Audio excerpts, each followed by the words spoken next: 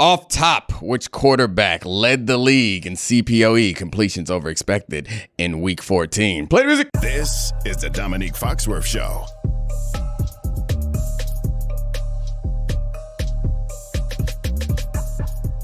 Welcome to the Domonique Foxworth Show, and as we always are on our Friday show, we're joined by the great Mina Kimes. Charlie Kravitz is still here sipping on matcha, talking about nonsense to start our show, but... What up, Mina? You got an idea for our off top? I have a couple guesses. I'm going to go with my first gut guess. Okay. Trevor Lawrence. Okay, and your second gut guess? Because everyone Jordan has Love. two guts. Who? Jordan Love. Charlie, you got any gut My guesses? guess was, I swear to God, my guess is Trevor Lawrence. All right, congratulations. Yeah. You're both wrong. Surprisingly, Bo Nix. Wow. Plus 15.3. Bo Nix didn't... I watched this game. He must have had like 3 passes over 10 yards. That's why we go with percentage, baby. Trickeration. I mean, I only asked the questions. I should have guessed the trickier one. I only asked the questions because I think the answer is interesting. I would just say, like, Trevor hey. Lawrence is not an interesting answer. You said, what's not Trevor Lawrence? Yeah, I mean, like, we know he played a great game. Right. Hold on. I'm going to look up this Bo Nix. The Bo Nix stat line last week was actually fascinating. And second place was Josh Allen. Geno Smith was in third place. Geno Smith. But, I mean, Geno dropped off his to 8.7. And then we get to Joe Burrow and them boys, which is in the sixth, and Jared Goff in the 6 percentage. But with 15%, but yeah, you're only throwing 3-yard passes. All game long, you can get it up over 15%. I'm so sorry. 15%. He had 5 intermediate passes in the 10 to 15-yard range. No deep passes. He had an average... It is a legitimately, like, it was like a fascinating display of quarterbacking. 4.7 air yards per attempt. Now, Kenny Pickett topped him with his 13 dropbacks. Oh, gosh. Oh, my God. If Kenny Pickett We're going to get Kenny Pickett this week, probably. If he beats the Eagles. Oh, baby. It's no way. It can't happen. It can happen. I mean, it can't happen. Really. Anyway, we'll skip that. I'll table my Eagles trolling. That game is only interesting if it actually turns out. So it's not the most interesting. We actually have a number of really interesting games this week. Yeah. And we're gonna talk. So, quick table of contents for the show. We're gonna talk about the 3 big games, a couple extra storylines and games we find interesting, but the 3 big ones. I want to start with the Bills-Pats rematch because people are starting to inch towards the Pats being the most consistent team in the AFC as they're on a 10-game winning streak. People are starting to inch back to being like, why couldn't the Bills win the AFC? Like, Josh Allen might not have to go through Patrick Mahomes this year, blah, blah, blah, blah, blah, all the narrative stuff. But the interesting thing I think about this, the Bills have been the less consistent football team. They're going on the road to Foxborough, and they're a 1.5-point road favorite. Right. And I want to ask you guys, is that how you see this game?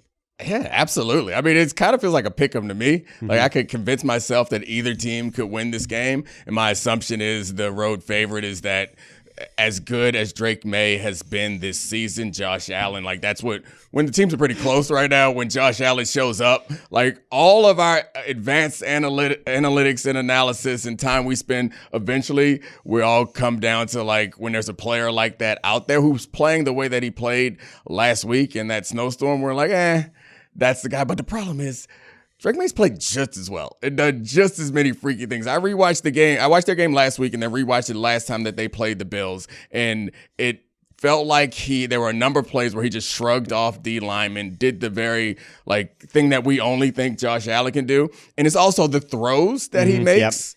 They're like coverage defying, if that makes sense, where oftentimes you'll see, because of their line injuries, they've kept guys in to protect a little bit more. So they release 3 guys, and then the opponent will have like a zone where there's 6 guys back in coverage. There's 3 guys, 3 receivers attacking 6. And it's like, all right, no one's really open. And then Drake Maye throws the out of the ball. And guess what? 15-yard gain. So there's just on that point, like on the Drake Maye part of it, and this is a small tangent, but I feel like coming into this year, people saw the body type and the physicality, and there was like, oh, is this guy have like Josh Allen type of potential? No one saw it evolving this quickly.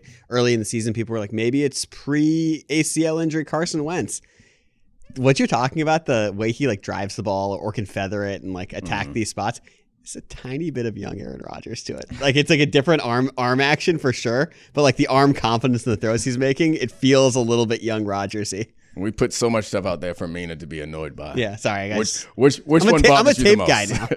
Yeah, no, I think that line is, I'll start there, not surprising to me for a couple of reasons, one of which is the way Josh Allen has seemingly kind of flipped the switch, but also the Patriots, some specific issues compared to, what was that, week 7, 8 or something? Yep. One of which is the run defense has like completely fallen off a cliff. We talked about this on my show with Ben, but in the first few weeks of the season, the Patriots had like one of the best run defenses in football. And since like week 8 or 9, it has gone downhill in a pretty big way. And some of that has to do with the absence of Milton Williams, who's not going to be playing in this game. Kyrus Tonga, the nose tackle, will be back, which is a big deal. But, you know, whenever I look at Bills games, I basically ask myself, can this team stop the run? If they can, then they're going to give this Bills team problem regardless of how well Josh Allen is playing. The problem is, I'm not sure New England can anymore, you know, and I think that's going to be a massive key in this game. And then on the flip side, Noble Campbell, he played last time. That concerns me a little bit less just because of everything you guys discussed with Drake Maye and the playmaking. And I do think that the New England will continue to be able to move the ball in Buffalo. I still have a lot of concerns about the defense. But I do worry about this Patriots run defense and their ability to defend tight ends, which is a focal point of the Bills offense. I think just generally, I'm not sure this is good as a matchup now for them as it was the first time they played.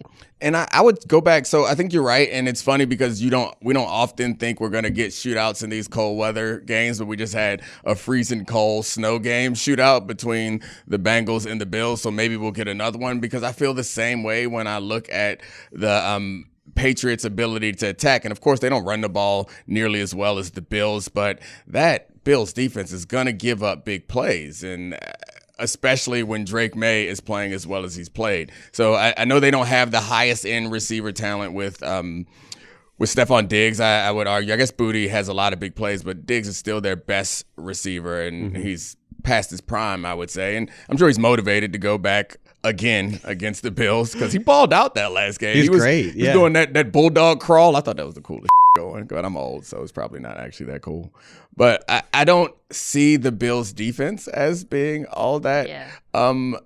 So I don't know. They're bad. They just got 2 turnovers last week. Yeah, Otherwise, right. they were getting destroyed. Yeah, they managed to force 2 punts because they got a sack on one drive, and then they got 2 turnovers, which, like, I mean, Christian Benford's play was incredible, but that wasn't like some sort of replicable thing. And then the other one was a tip ball. But yeah, so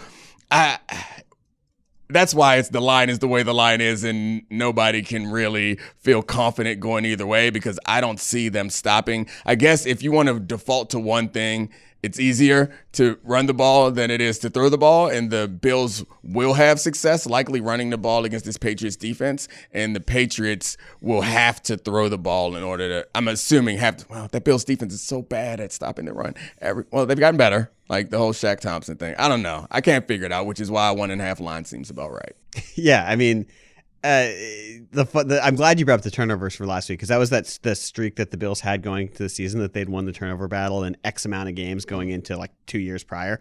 And I think that was fool's gold from last week. Obviously, Benford made an incredible play, and the other one was that tipped interception. But depending on a Bills defense to make turnovers or force turnovers like that feels like it's the ultimate luck stat week to week, even if it's great plays by their best players. Yeah, but the Bills, I agree, but the Bills have kind of done it year in and year out. Yeah. It's always kind of crap on the Bills defense and say that they're turnover dependent, and then they still manage to get enough turnovers to put themselves in a position. I'm also interested in, which I guess it's not as important, but it seems like the Patriots have majored in a lot of the jumbo personnel type things that we have spent a lot of time talking about. The Bills are a team that I think feels comfortable with an extra DB on the field, even in those big personnel groupings, but it still hasn't really. The Bills defense playing a lot of base this year. I mean, you talked about Shaq Thompson. I think he's been a real difference maker against the run and sort of stabilize things a little bit. No, I think just to kind of back off a little bit or take the longer view, I just think both offenses will be able to move the ball, both defenses. So turnovers could be the difference here, right? I think for me, it's like on paper, I like both these offenses against both these defenses. I want to see if the Patriots' run defense can improve upon what we've seen over the last few weeks. And I think on the flip side, the Bills probably need to turn over Drake. Next big game of the weekend, Packers-Broncos. Your aforementioned Bo Nix of above expectation Bo Nix. That's him. I'm sticking with the favorites theme here. The Packers again 2.5-point road favorites. To me, that indicates maybe Vegas viewing or the public viewing, depending on the betting information, a significant gap between these two teams, especially going into Mile High at the altitude, all this stuff. But is that how you guys view it? Do you view the Packers as a step above the Broncos? I know the Broncos have had all the one-score games, the comebacks, et cetera. I mean, I don't, but maybe Mina feels differently, and maybe I should. I think the Packers are just better, right? I do too. I think the Packers are better, but I think the strength-on-strength matchup, which is the Packers offense against the Broncos defense, is a fair fight. And then I think on the other side, the Packers defense is better than the Broncos offense. I think that's why I see why it settled this way. Domonique, I got a question for you. Packers offense versus Broncos defense. Yeah. We talked about this a little bit. Broncos defense, ton of man coverage, most in the NFL, big blitzing defense. Jordan Love has absolutely annihilated both of those things over the last few weeks. Ever since you saw against the Lions, who are probably the only team that's like statistically close to Denver in those metrics, carved it up. Great scheme answers too. If you're Vance Joseph, is this a we do what we do game, or do you mix it up after watching what Green Bay's done the last few weeks? Yeah, so the Broncos want to be in man coverage. The Packers want you to be in man coverage. They do a lot, or they did in their last few games, a lot of like 6 and 7 man protections and get a few people out. If you're going to play man in that, their speed and Jordan Love's arm talent is going to beat you. The problem with that as a game plan against these Broncos is like Patrick Surtain's pretty damn good. And so they have other guys who can make those plays. So are you feeling confident enough in those other matchups to attack those things? I assume that they just go ahead and chalk up the loss for wherever Surtain goes and then attack those other spots if they're going to blitz. I don't imagine that the Packers will do. So it feels like teams want to do these condensed formations against the Broncos in order to get them to check out of man coverage, which they will do sometimes. They play a little bit of zone. They aren't terrible in zone, but you can isolate like Singleton in zone. And if you get Singleton in a man coverage situation, they'll go after him to the linebacker that they have. Or Hufanga, who plays deep middle sometimes, but occasionally gets into the man coverage thing. But it's ultimately what you want to do is get them in zone and then attack those players in isolation. If you're going to go man to man, I think the Riley Moss strategy is one that I've been a pro Riley Moss guy. I think he's really good, and I know that he gets penalized sometimes, but what they ask him to do is more than what you ask of most players, to play man coverage opposite Patrick Surtain. I don't think that's a long-term winning strategy to just go after Riley Moss. So I think it's still going to be a do what we do type of game. You know what? I was thinking that they might attack this game. Work through it. I like that. Yeah. I mean, that's what we're doing. Yeah. But Mina, what do you think about the Broncos attacking this game in a similar way to the way that they attacked the Chiefs game? And it's this double team strategy. So like maybe they take Surtain off of Watson. They double team Watson, put Surtain on Reed or someone, I guess, and move the double team. They don't have the Tucker Kraft risk. I guess Josh Jacobs has run the ball a little bit better lately, but they're not a great running team. I mean, I think you kind of feel good about your chances with famous last words, right? First of all, I picked the Packers, so don't, But I do, from just thinking schematically and strategy-wise, assuming you got Surtain on Watson, who's their number one, are we really, if you're Denver, are you so afraid of Reed, Wicks, Dobbs? Probably not. And I'm not saying they're not great players. Obviously, they've found ways to optimize them. But these Broncos DBs are significantly, they're better than Detroit, right? I mean, it's not like, oh, wow, the Packers have shredded man coverage. Cool. The Broncos are the best man coverage team in football. So we can point to the stats and say, wow, they've really been so good against these teams. But that's not like an overarching it doesn't mean that Denver can't do it, I think. I think you got to get a feel for, though. Right. Like, if you play man, and let's say you're like, okay, cool, we trust our guys, we like Riley, and they find ways to get Jaden Reed on Alex Singleton, as you talked about, or then you might have to make some adjustments based on how Green Bay responds to it. If you feel like there's a weakness that they're attacking.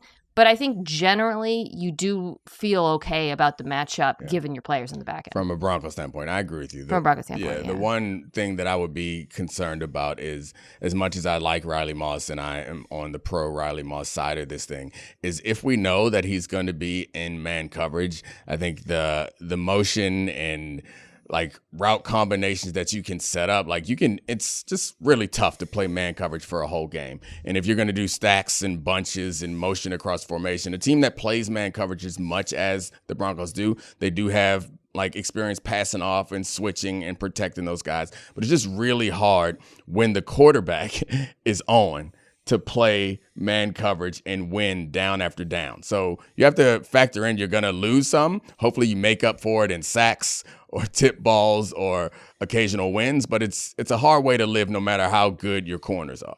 So if you flip the matchup to the other way, like this is the stat that's been floating around, the Packers defense struggles mostly on intermediate parts of the field, but that's not where the Broncos want to throw the ball. Like they have the second lowest rate to that area of the field of anyone in the NFL from Sumer Sports. Like, do you think that that's something where Sean Payton might adjust that bombs and screens game plan and start attack the weaker part of the Packers defense? Yeah, I doubt it. Yeah. It just is, we're going to do our type of thing right at that point of the season. It's the risk. I mean, it's the whole reason why they do that, in my view, is like the risk of it. So like, I don't imagine that they think that they match up, because what they're trying to do is avoid putting in Bo Nix in a situation where he has to put the ball in harm's way. I don't think that they suddenly want to do it. Like they'll probably reduce the bomb strategy, I would think, a little bit, because they don't want to put their defense back out on the field and like have a 3 and out. I think it'll be a lot of short passes and hope the running game works. And then occasionally when they get the matchup, where they get the midfield,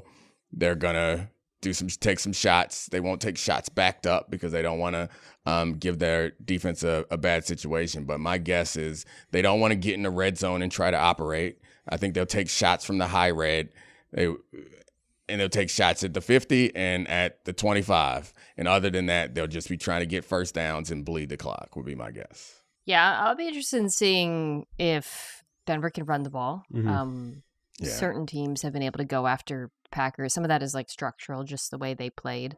And Devontae Wyatt being out. Ben and I talked about like the Packers style of defense is something that has given Bo a bit of trouble. They play primarily zone, and I mentioned this, but part of the reason why that intermediate stat exists is because of the air in the defense. But Bo has been better attacking players rather than space, if that makes sense. So, which is a shorthand for why he's better at throwing on. His stats are so much better against man coverage. So I think it's going to have to be a bit of a step up game for him, and there's been moments where he has shown that. I think this is why the Packers are favored. It's not the other side of the ball. Like, I think it's a tough matchup for them, and you would have to see him play at a different level from kind of what you've seen in a different fashion, which I'm not saying he's not capable of, because I think you've just seen parts of it. But for me, it's like, okay, well, if you trust the Broncos defense is going to hold up their side of the bargain, it might. I don't think this is going to be a super high scoring game. Yeah. So I'll start there. Like, I think both defenses are really, really good. So he's got to protect the football against those looks. I'd say play quickly is really important too against this Packers defense. For me, the blueprint is the Dak Prescott game when you go back and look at the way the Cowboys attacked them. But Dak Prescott's a very different quarterback. Yeah, and CD and George Pickens are nice to have for that as well. I think it's kind of interesting that they replaced Devontae Wyatt with 2 nose tackles. They tried to just get beefy and stop the run and give up some of the interior penetration. But thick, you love it. It's a big absence. Yeah, the Wyatt one for sure is big. All right, last one of these great games this weekend is Lions-Rams. I feel like this is we've a little bit got over the fact that it's Goff versus McVay, Goff versus this trade that we've talked about for 5 years at this point. But This one's a 6-point line. I think we've all sort of come around that the Rams are the most complete team in the NFC. I mean, maybe the Packers are right there. The Seahawks are right there as well. But it feels like the Rams have had the most complete season so far.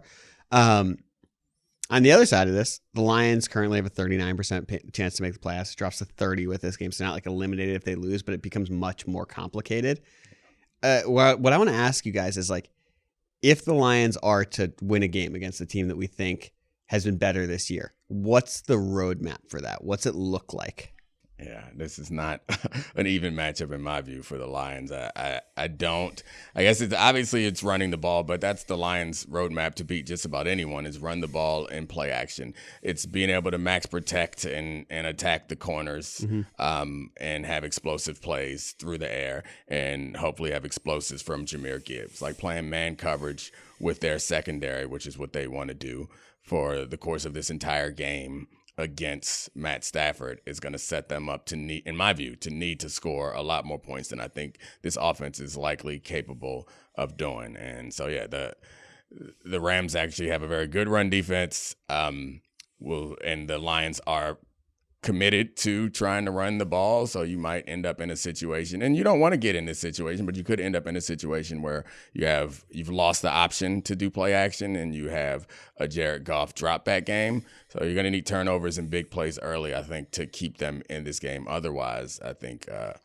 we're looking at the Rams dominating this game, and the Lions' playoff hopes get a little bit slimmer. Yeah, it's a hilarious thing to say, given the two teams, but you got to kind of just replicate what the Panthers did. Control the game. The Panthers possessed the ball. The Rams had their smallest time of possession, of the year, the second half of that game. I was looking back at the stat line for Chuba Hubbard, who was the one who really took over that game, and he only averaged 4.9 yards per carry, but he had a 65% success rate. Ooh. So what that means is, while he didn't have, it wasn't like an explosive running attack, it was an efficient one. I remember just watching that game feeling the Rams' run defense has been very good, but it felt like the Panthers were pushing them around on the interior, their defensive tackles, So I would say the Lions, I don't even know if it's Gibbs or Montgomery in that regard, but finding a way to control the ball, short passes to the backs, hoping you get yards after contact. I think defensively, this Lions secondary is pretty outmatched against these receivers, so you're going to want to play the variance game with pressure.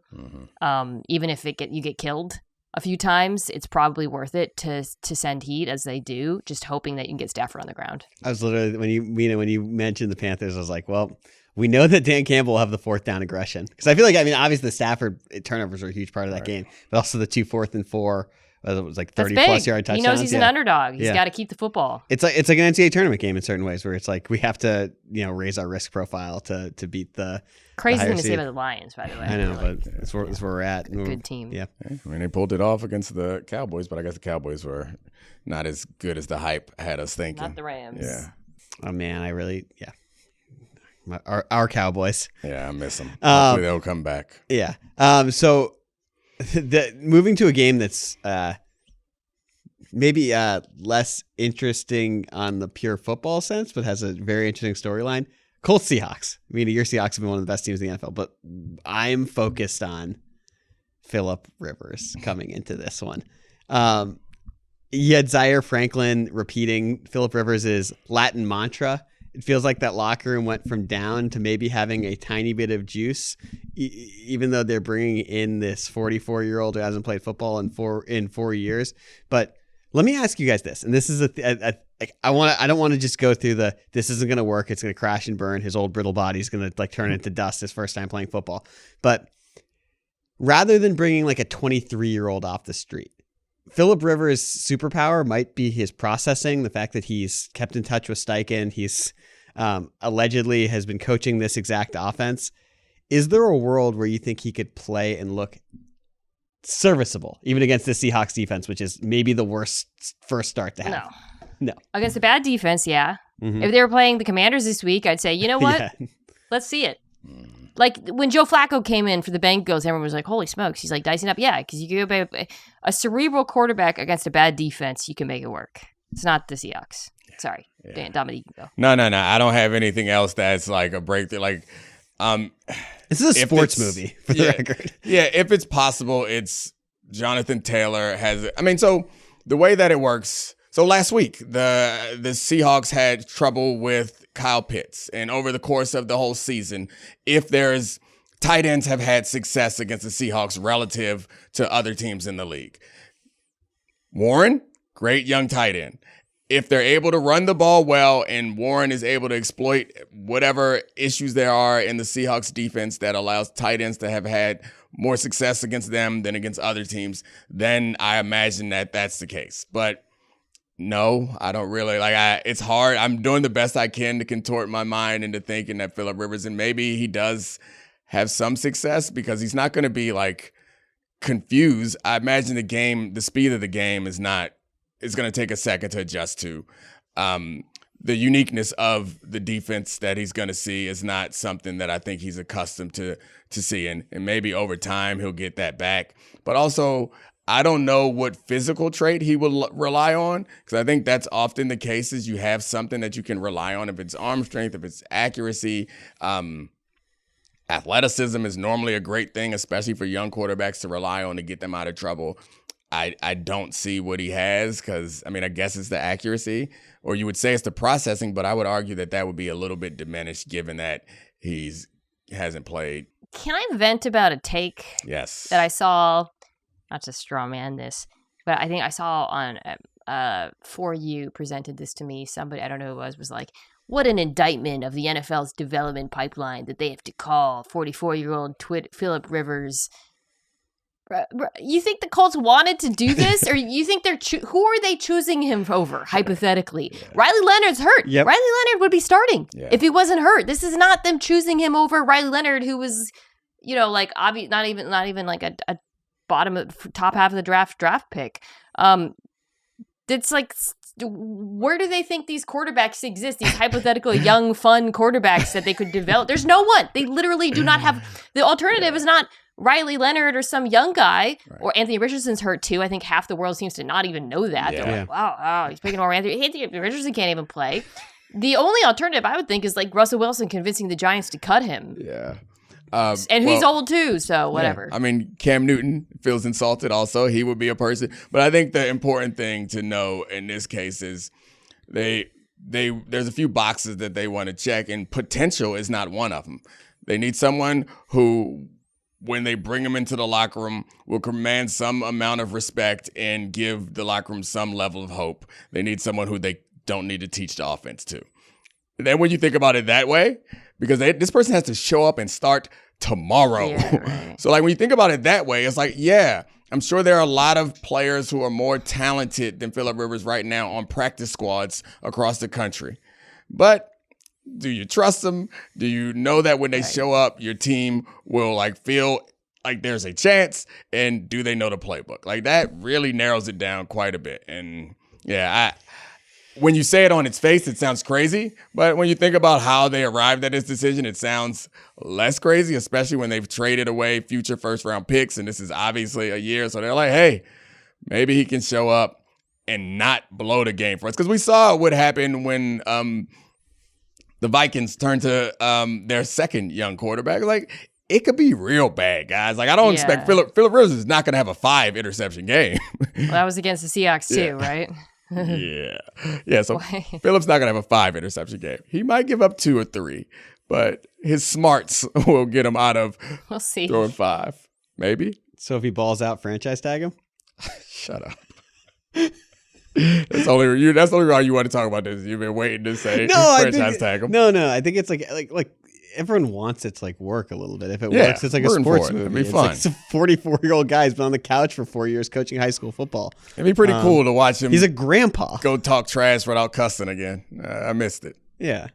All right, next one, Browns-Bears. Dominique, this is one you want to talk about because this is an evolution. I think I'm going to put my hand up and be like, the fact that Shedeur has progressed. We've been avoiding the Shedeur conversation until it felt like it was something worth talking about. I wanted to talk about him as a football player. I wanted him to literally touch grass before I engaged in this conversation. And him progressing week to week seeming to process faster, get the ball out of his hand quicker. It's a more interesting story now of a 5th-round pick who's exceeded expectations. Yeah, I mean, I think what's interesting about this is if he can put together a few more games that are like this one or continue to get better, I'd say the biggest compliment I have for him is we give first-round quarterbacks years of hoping that they will improve at one thing, and then they ultimately don't, and we move on from him. In the matter of a few weeks, he's gotten noticeably better at the things that he needed to get better at. It's to your point, like getting rid of the ball more quickly.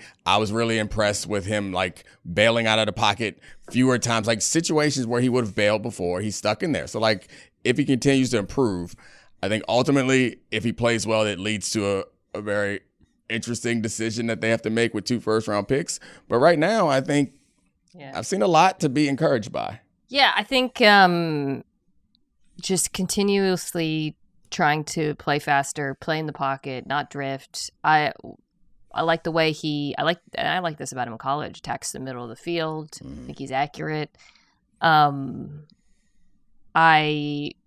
It's hard for me to like have the future conversation because I haven't watched the college quarterbacks, right?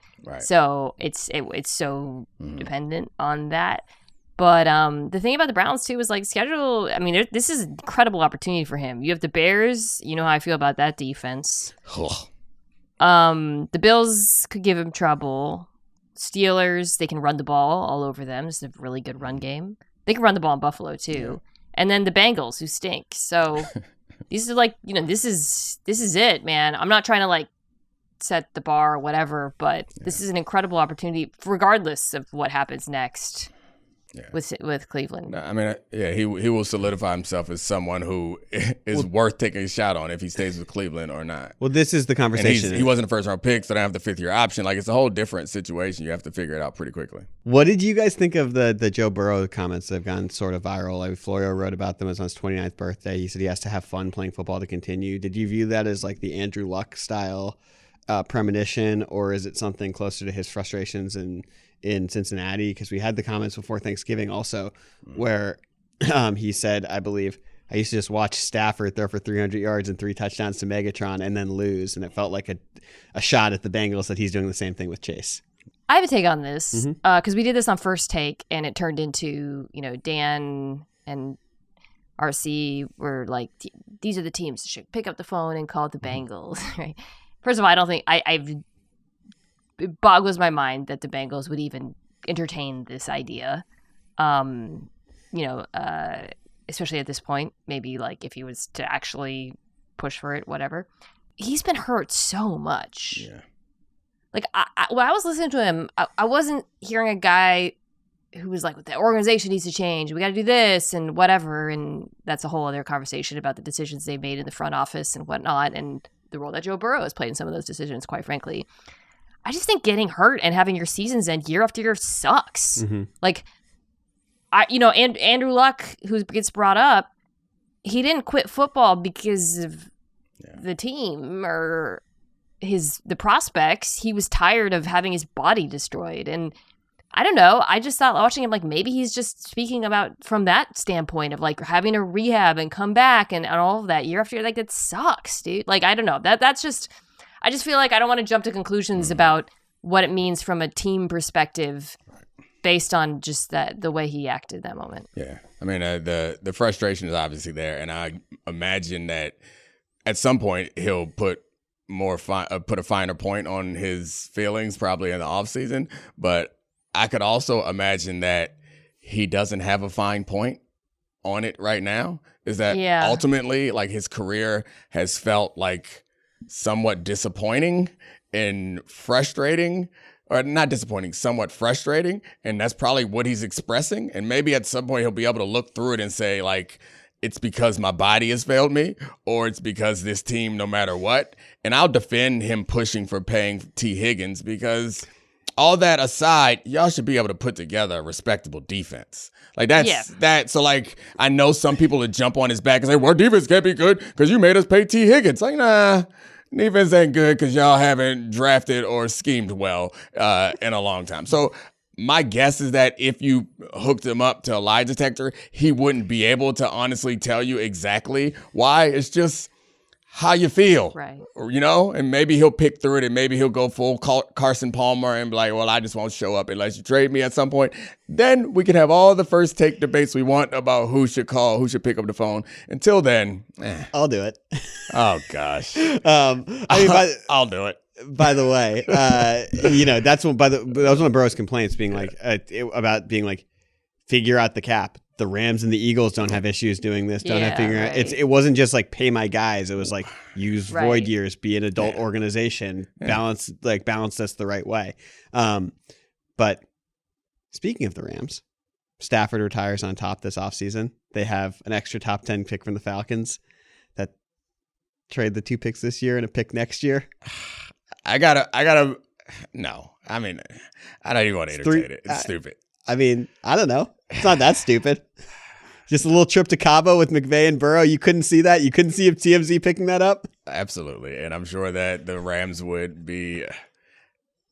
But I don't know. It's too many variables in this. I got another dumb game. Eat the trash with me. I guess I don't have a good angle on this trash. I don't like if I'm the Rams. No fun league. If I'm the Rams, I still go with Stafford because Stafford is. I'm assuming Stafford retires at the end of this year. Okay, I'm assuming he wins the Super Bowl, he retires. That 10th pick. Dude, if the Bengals pick up the phone in the next 2 years, the rest of the league should excommunicate them from the NFL. That's my take on this. Yeah, if Joe Burrow decides that he wants to force a trade, that's a conversation worth having.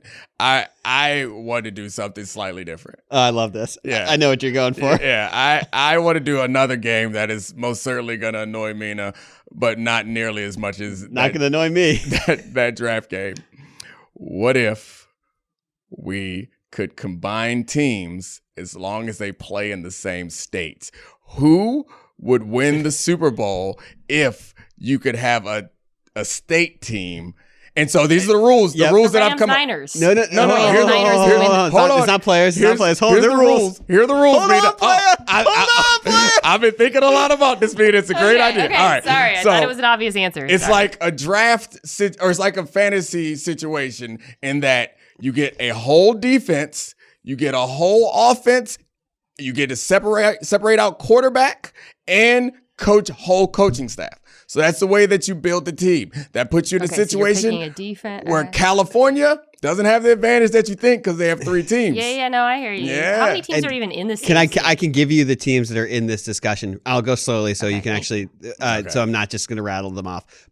And we thought about this because we were discussing both the Bengals and the Browns. Oh, Mina seems excited by this. Bengals and Browns ahead of. I'm looking at the Bengals and the Browns right now, and that does seem based on this. Ohio is Bengals and Browns. Texas. Yeah, that offense. Joey, Texans and Cowboys. Yeah, that's what I think you was going to get to. Can I go through them? Can we go through the options? She stuck her tongue out. That's what I did when I thought about that Texas team. Oh yeah, it'd be awesome. But Texas has Cowboys and Texans. California has Rams, Chargers, and 49ers. So it's just the Rams. It's just the Rams.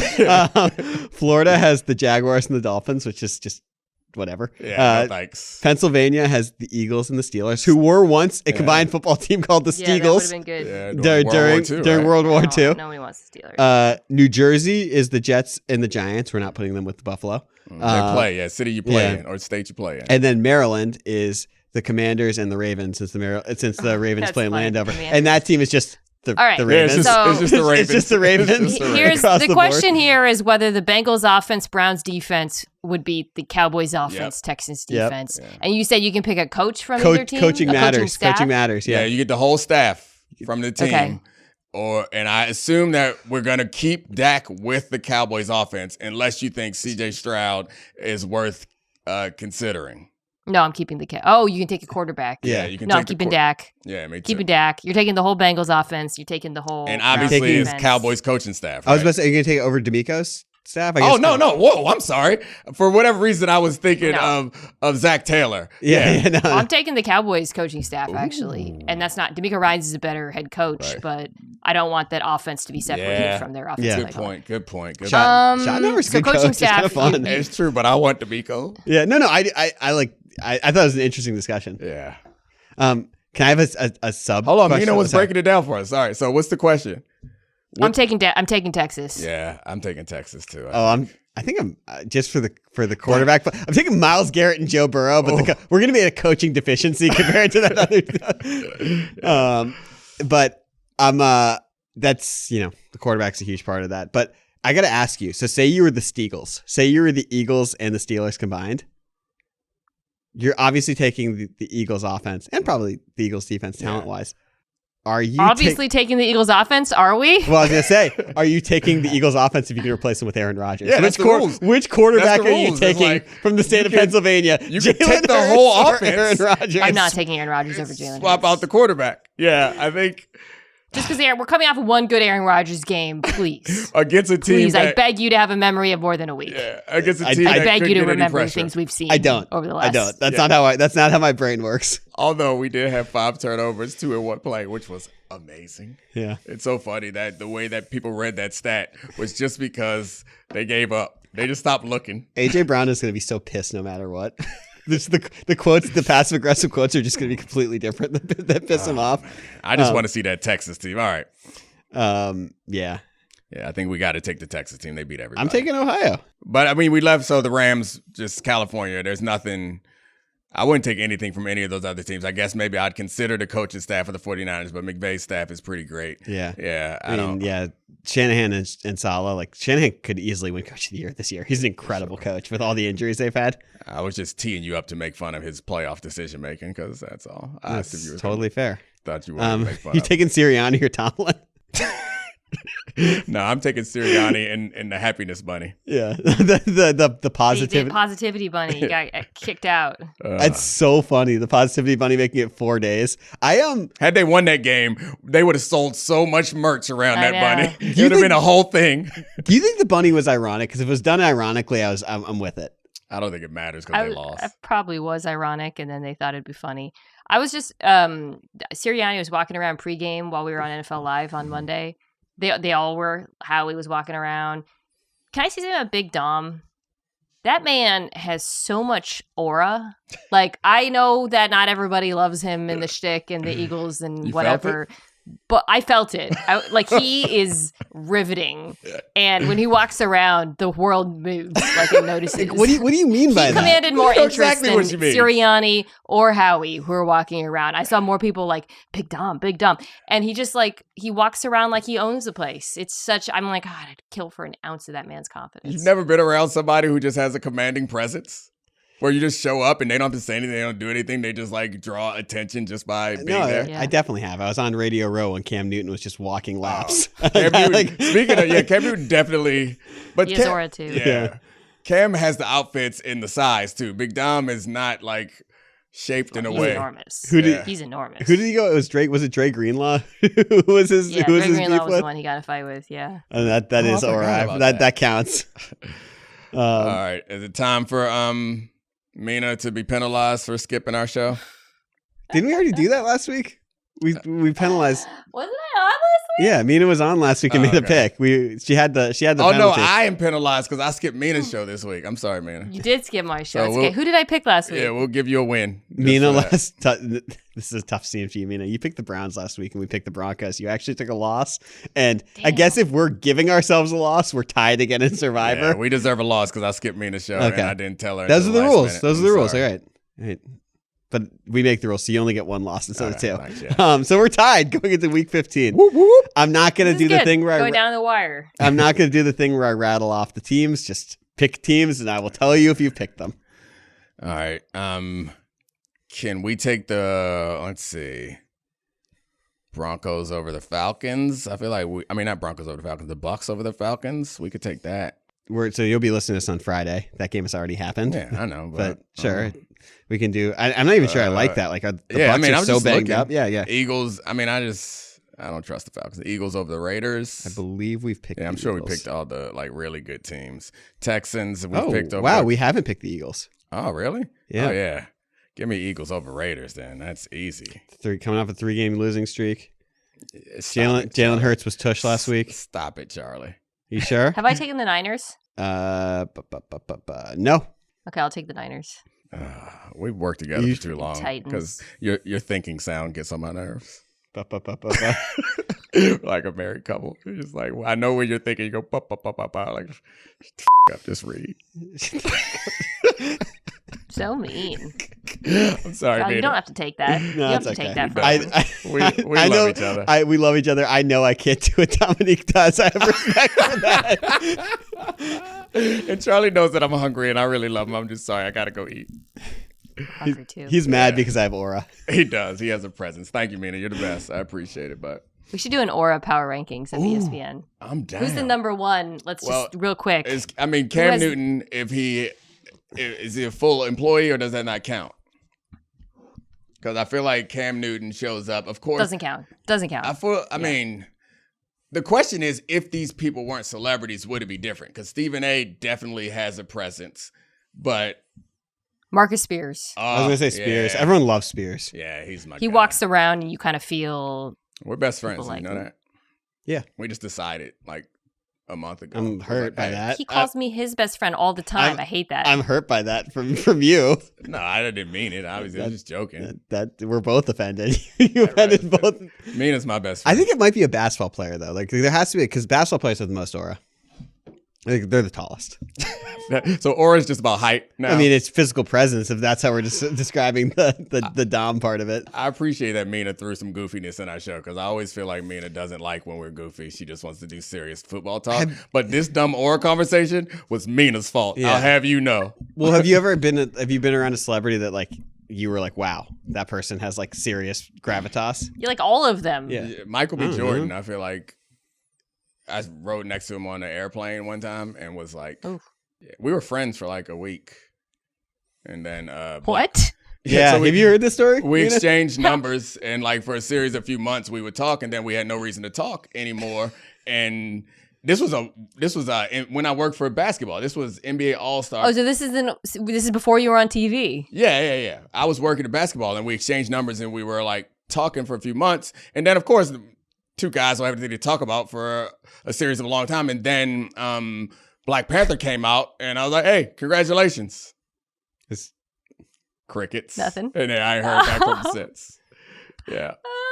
I forgot what it was Fruitvale Station. I don't know. Anyway, we were both flying to. So this is kind of before he was really. Yeah, it was obviously after The Wire. He was a famous. We were both in first class flying to All-Star, and he was like, "What do you do?" I work for basketball union, blah blah. I used to play football. We talked a little bit, and we were best buds for like a minute. He came to our office when he was like promoting Creed, like the DC PTI Around the Horn office. Seemed like a nice enough guy. Great dude. Yeah. Not as nice as Marcus Spears, though. Yeah. Everybody's best friend. We love you, Marcus. Come on our show again. We miss you. All right, Mina. Michael B. Jordan, if you're listening to this, text Domonique back. Nah, it's been a few years. You would appreciate it. Nah. You're dead to me, Michael. Dead to me. Which Jordan had more aura? B. Really? I just wanted to piss you off. Just wanted to piss you off. All right, let's let Mina go. She has more important things to do, like eat. Me too. All right, bye. Love you, all the great producers. I love you, Pavel. We out. This is the Domonique Foxworth Show.